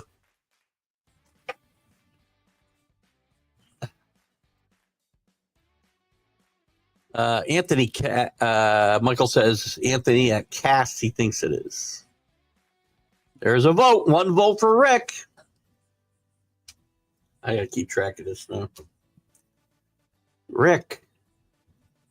1. Kenny. Billy. Danny. There's the vote. Oh, Kenny votes for Rick. I vote for Rick with the thought Danny and Paul are tied together and can't count. Paul, I didn't put Paul in there, but Paul's made a little bit of a run lately. Pushing my buttons. Rick has got 2 votes now. This could be insurmountable, depending on what the rest of you guys do.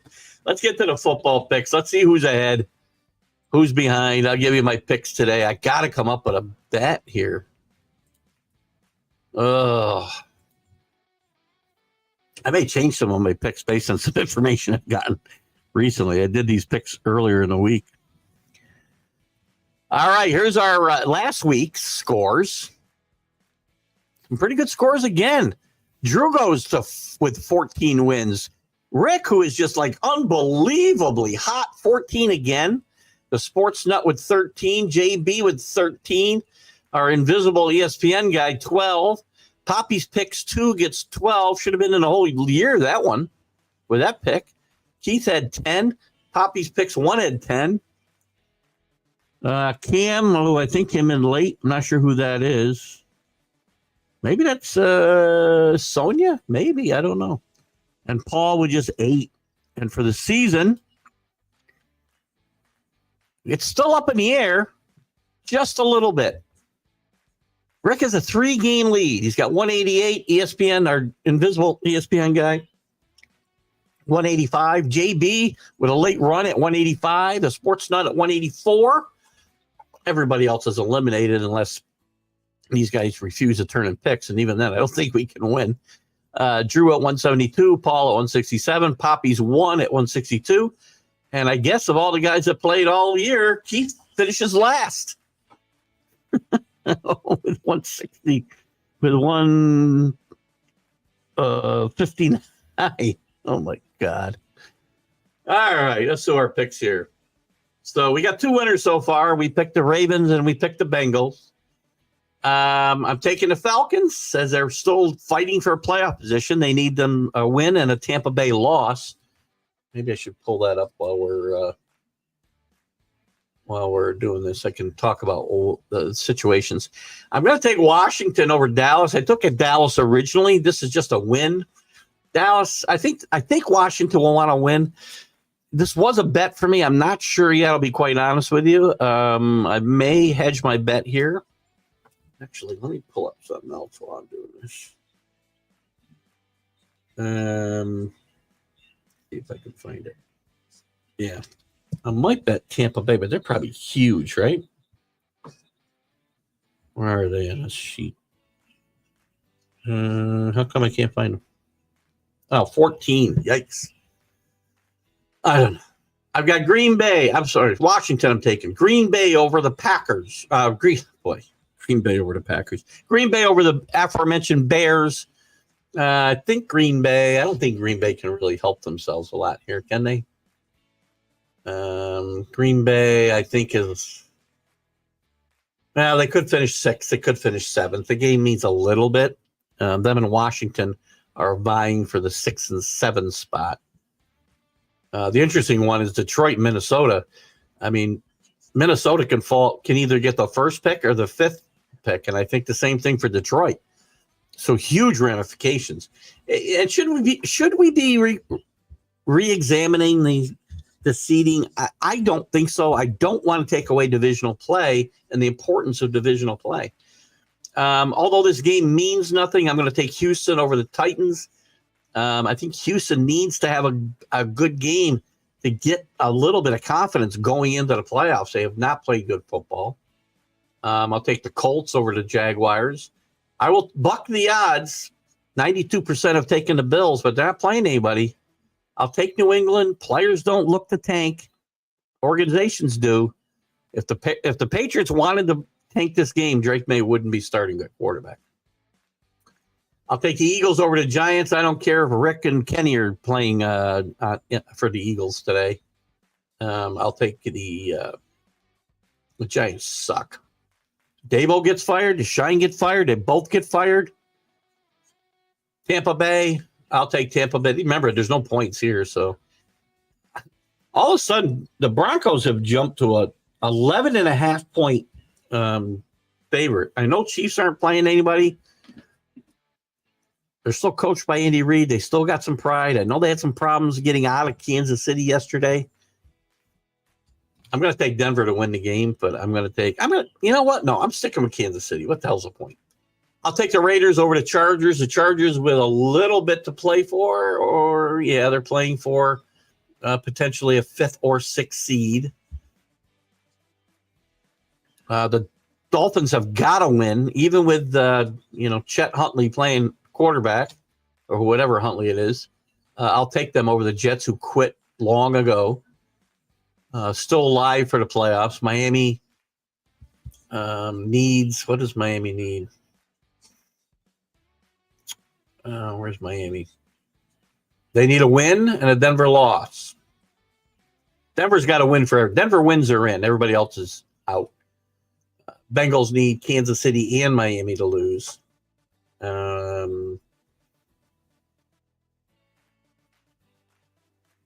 Yeah. What happens if they tie, though? Hold on. Win plus Denver loss. Why does this say Denver's in a win or tie? I see. Or with a Cincinnati. Okay. Atlanta's got to win, as I said. And Tampa needs to lose. And that's it as far as in or out. I'll take the Cardinals over the 49ers. I'll take the Lions over the Vikings at home. I took 77. I might maybe over. I'll bet in that game. I don't know. Let's see. Any more votes come in? Let's see what's going on here.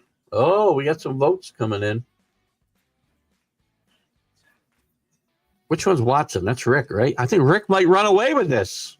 Billy, who the award is named for, votes for Rick. It's called a mulligan. It's the wrong sport. What'd I say? Do-over? Well, we were on the field, Little League field, playing pickup games. It was a do-over, wasn't it? I don't know what a mulligan was there. There's Chris F. Graves. Speaking of our Canadian people, everyone's going bonkers for Sunday with Keith Engle. A very happy birthday to multi-World Series champion Danny Jackson. He's 63 today. Happy birthday, Danny. I think I've reached out to Danny to be on the one-on-one show. Hasn't happened yet. Good to see you, Chris. Happy New Year. Mentioned congrats in Yahoo. Here we go. Yeah, I never look at that chat. That's the problem. I like to do it here. Congratulations to Yahoo League champ, Honey Badgers. That's you? The Headless Horseman with honorable mention to Scott for winning the consolation bracket. Nobody likes a consolation bracket. Just kidding. There's a vote for his brother Kenny from Rick. He often mirrors my takes out of respect, but picks his spots. I don't know. I find Kenny to be right now the perfect itch because Kenny, you haven't commented whether you told me that we put too much emphasis on winning Super Bowls, I guess you meant, a week or so or 2 weeks ago, or maybe multiple times. And if I'm misremembering, it was somebody else, I apologize. But then in the chat yesterday, you totally minimized Lamar Jackson's regular season excellence. And he's got to win. I get it. But you can't just discredit one of the greatest regular seasons in the history of professional football. I don't like the guy as a winner either. His talent is without question. So Kenny, actually, to kind of show you where I am here. I mean, Kenny, Paul put up what a great season he was having. Kenny's answer was just simple. So Kenny is, by the way, Kenny knows how to spark a conversation in sports and other places as well, which is all good. Anyone that doesn't vote for me, you're invited to the mountain for some crawdad fishing. I vote for Kenny. Should I have a regular vote, or should I just break a tie?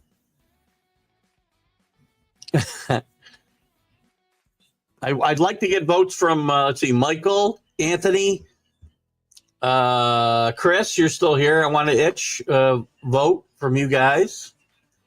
Billy already voted. Who else didn't? Who else has been around? I don't know if you're still here. Alan, I'd like to get a vote from you. Anyway, Rick, Kenny, there's Kenny. So Kenny's needs more votes, or it's going to be the pond's going to fill up with bodies pretty quickly up there in the mountain. Rick, they took our fuel away when Carlos left. You know, you guys have done okay, by the way. Tiger time. Tigers former longtime coach Hank Haney. He's had about 6 coaches. Believes the pressure game is currently in decline because the former world number 1 isn't there to carry it anymore. Bull crap. That's bull crap. Not for you, Chris. Hank Haney needs to get over it.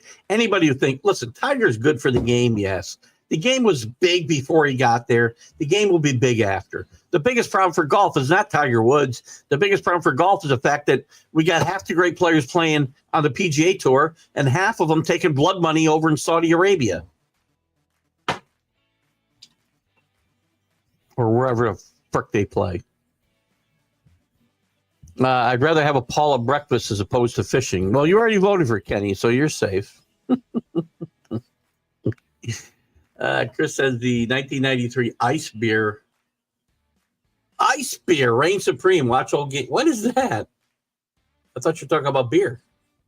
Oh, I see. Yeah, watch the old games. So you're talking about Molson Ice, probably. I think Molson was the first one to come out with an ice beer.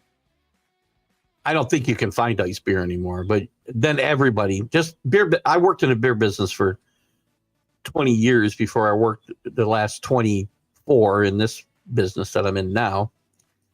And it was a copycat business, man. You can't. Somebody came out with light beers and light beers went crazy. Somebody came up with ice beers and ice beers went crazy. And again, as Chris pointed out, you can always get higher alcohol content beer in Canada than you could here. Although those restrictions have been lessened. I mean, you go buy some of the craft beers that I'll have out, they can have 12, 13, 14, 15% alcohol. We used to try to get Molson's Bador back in the day from Canada because it was the highest alcohol content beer you could find. I did say put too much emphasis on Super Bowl wins. Yes, Lamar's in the same league as that guy who called Dak. It's a fair comparison, but again, Kenny, I will say, I think if you're going to make that, and I think it's fair to say, right? You can be great in the regular season and not a winner,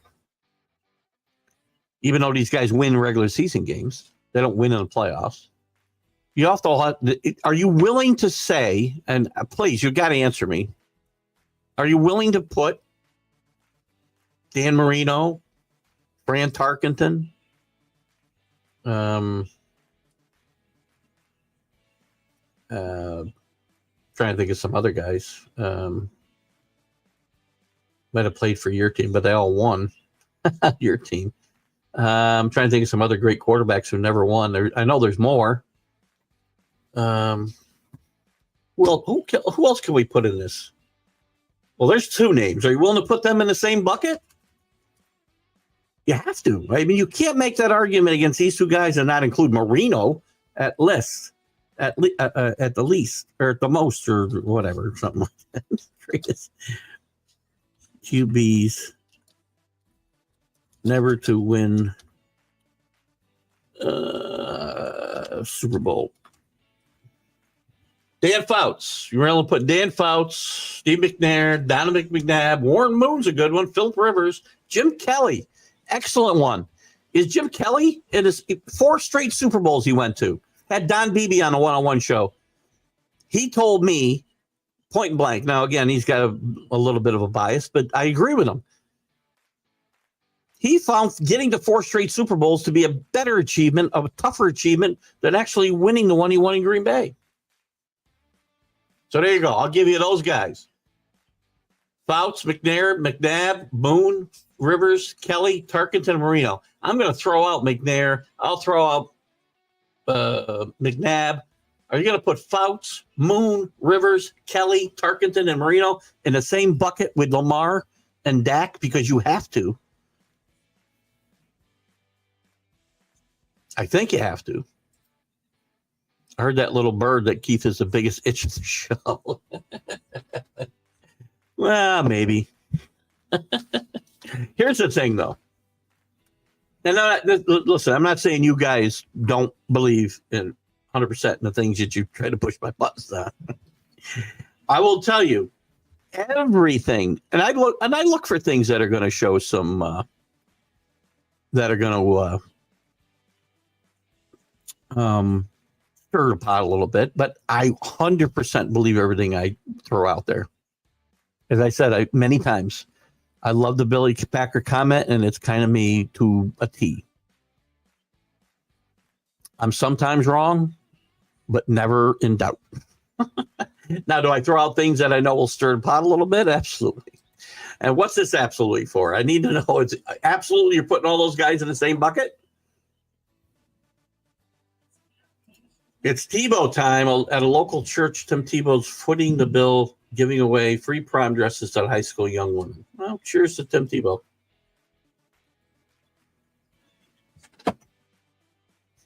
Great person. Bad quarterback, but great person. Great college quarterback. Again, another debate we have a lot on this show. Well, he could never play in the pros. It's totally different. Great quarterbacks to me in college don't necessarily have to be great pros to make their argument about their great college coach more credible or quarterback more credible. You don't have to be a great pro to be a great. Same thing with running backs. And we always have this, and I don't think it's the same today because I think the way we choose the award, but Heisman Trophy winners for years, as a rule, were not big stars in the NFL. And I don't think it has any relevancy to their college career and their standing in the college game whatsoever. So Tim Tebow was one of the greatest college football players of all time. What did we get to today? No Drew today. I wonder where he's at. The Hall of Fame nominees. Let me get to these Hall of Fame nominees quickly. I know there was some debate here. I don't have a lot. The finalists right away. I don't have a lot of issues with a lot of these guys. Eric Allen was a great cornerback with Philadelphia and the Raiders for sure, and the Saints in between. Jared Allen was a game changer at defensive end with the Chiefs and Rick's Vikings for a short time. Willie Anderson was a great tackle with the Bengals and Ravens. Jahari Evans, maybe. Antonio Gates, definitely a great tight end and certainly deserving of Hall of Fame consideration. Torrey Holt, maybe not. I feel like Torrey Holt might have been more of a product of a changing game. Luke Kuechly, I think, yes, with the Panthers. Very short career because of concussions. Great player. Great leader. Eli Manning, very, very, what's the word I like to use? There's great feeling either way about Eli Manning. I already gave you some numbers of guys who were in the Hall of Fame whose numbers are much worse than Eli Manning's a couple of weeks ago. I think Eli Manning belongs in the Hall of Fame. He's got 2 Super Bowl victories. And again, I think that's where Kenny said we put too much emphasis on winning Super Bowls, but those guys with great stats are in the Hall of Fame as well. Steve Smith, I think I'm okay with Steve Smith. Terrell Suggs, I'm certainly fine with Terrell Suggs. Taylor, and these guys aren't all getting in. They aren't all getting in, by the way. Fred Taylor, not so sure. Really good player, not so sure. Adam Vinatieri has got to go in now. Not a lot of kickers in the Hall of Fame. Adam Vinatieri needs to be in the Hall of Fame. Reggie Wayne, yeah. Darren Woodson, yeah. Marshall Yanda, I don't know that much about. I don't know if we get the list here. 5 others for the seniors category finalists. Maxie Bonham, Sterling Sharp, Jim Tyre, along with coaching finalists Mike Holmgren and contributor Ralph Hay are also candidates for the class of 25. The contributor pushed Robert Kraft out again. By the way, we were talking about that podcast I watched Upton Bell on with Bob Lubell, and not terribly kind to Mr. Kraft. I think that's why I need Upton on. Anyway, Mike Holmgren definitely belongs in the Hall of Fame. Sterling Sharp definitely belongs in the Hall of Fame. I got to look at the information on Maxie Bona and Jim Tyree. So we'll see. All right, what else we got here? We got 10 minutes, a little less than 10 minutes left. You want me to say those guys are better than some Super Bowl winners? No, that's not what I'm asking. They are, obviously. I mean, every guy we just talked about are better than Trent Dilfer, right?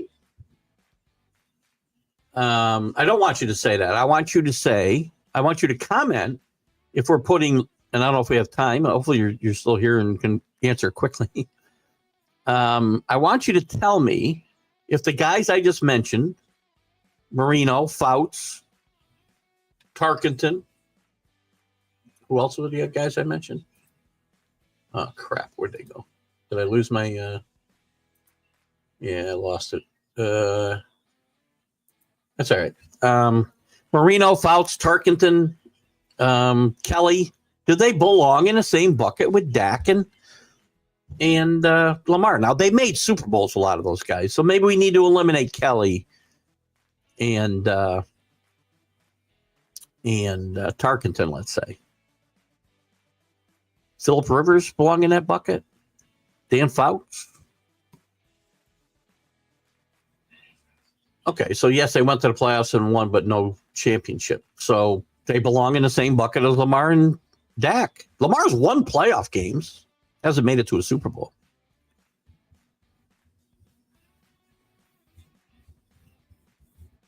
And I guess, yeah, like I said, we can throw out Kelly and Tarkenton because they made multiple Super Bowls. Chris says Ron Emery would have been 43 today. Heck of a goaltender. I didn't know he passed away. That's sad. Young guys. Why are young guys dying? By the way, this is late in the show to bring this up. I brought it up and we'll talk more about it in the college show on Wednesday and going forward. Bryce LeBron has chosen Arizona as his college. Please, can you guys please give this kid a chance? Don't be like he's only getting a chance because he's LeBron's son. I'm going to tell you one more time. Bronny James, I feel bad for Bronny James. Yes, he could have said no. Bronny's failures, to me, I blame on his father and the Lakers. And then Bronny. Bronny's third. He could have said no. How do you stand up to your dad when he's LeBron James? And he says, I want you to come play with me. I fault the Lakers. I'm not faulting LeBronny. I know Kenny had said, show some pride and give the money back. Nobody's doing that. We're only going to say that because nobody's giving us the money in the first place. I don't know what he get. I don't even know what he got paid. I don't know what his contract was. I don't remember. But I'm not giving it back either. You gave it to me. You gave it to me guaranteed. I'm not giving it back because I failed at my job. Nobody's going to do that. Name me one athlete who ever gave a nickel back because they said they didn't earn it.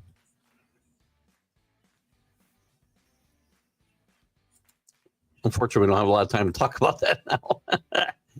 All right, boys and girls, it's Sunday. Good Monster Trucks, beer, potatoes to you all.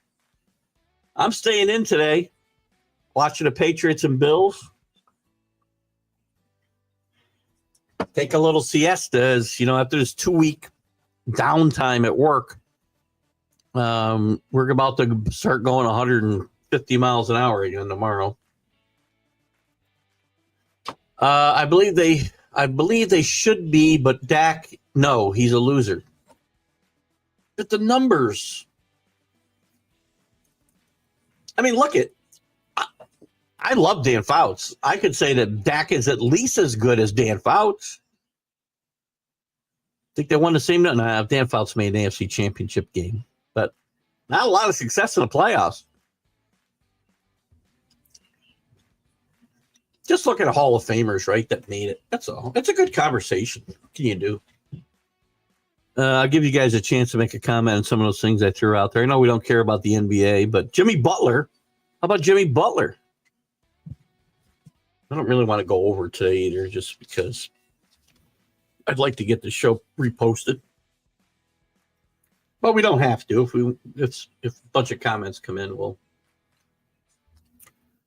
Rick's going to give me the 5-minute warning here.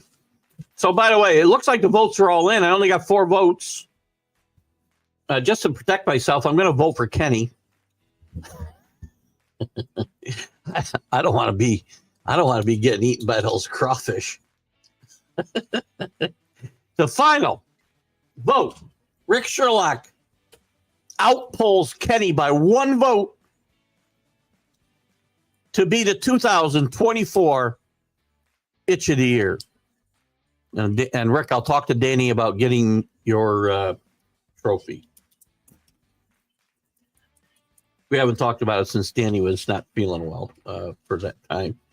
But I'll see what I can do about getting you a trophy. We had a great idea, and he said he could do it for me. And what I'll do is have him ship it right to you if we do this. So if you want to do me a favor and give me your address, Rick, so that whenever I can get with Danny, we'll get you something shipped. I hope he can buy a trophy one-off. If he can't, then it's going to be a virtual trophy, and here it is right here. Let me hand it to you. You can accept it. Congratulations. If I can work out with Danny getting you a trophy, and you can get one-off, I'll certainly get you that Itch of the Year award for 2024, and I'm going to get Billy one too. I think for the lifetime Itch award. Jimmy's looking for the right coach to choke. Did Jimmy actually choke his coach? I don't think he was Latrell Sprewell choking. Jimmy Butler's a great player, but, man, when he wears out his welcome, he wears out his welcome. Congratulations, Rick. Kenny, for the record, I voted for you. That's where you're pulled within 1. I don't want to be getting eaten by the crawfish or whatever the hell we're fishing for. Save that pond for Carlos. Only a quitter would vote for the...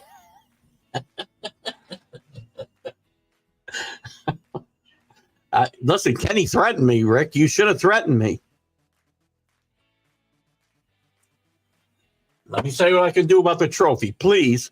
If I can't get the trophy from Danny for some reason, because he can't get one off or whatever, don't put me in a Mark Mancini steak sandwich category. I just gave you a virtual trophy. Oh, here. If I can't, I'll send you my mug.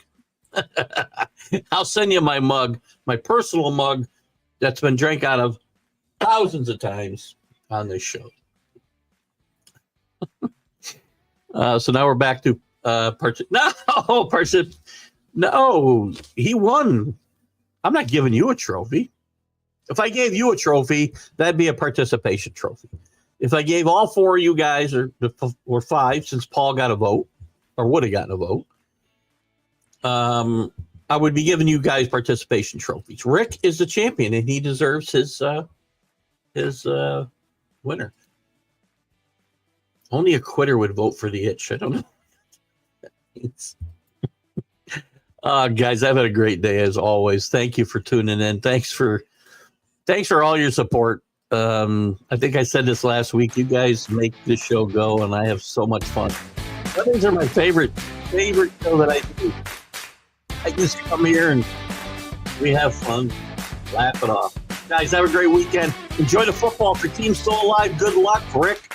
I might eat the $50 room for you.